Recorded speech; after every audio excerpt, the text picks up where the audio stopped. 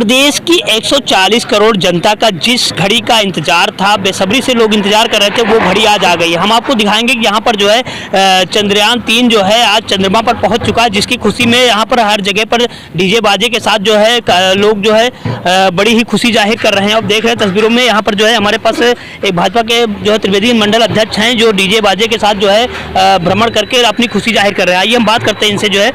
जी भैया, क्या नाम है? सचिन वर्मा, भाजपा मंडल अध्यक्ष त्रिवेदीगंज। आज बहुत ही गौरव का विषय है, बहुत ही अच्छा दिन है हम सभी भारतवासियों के लिए।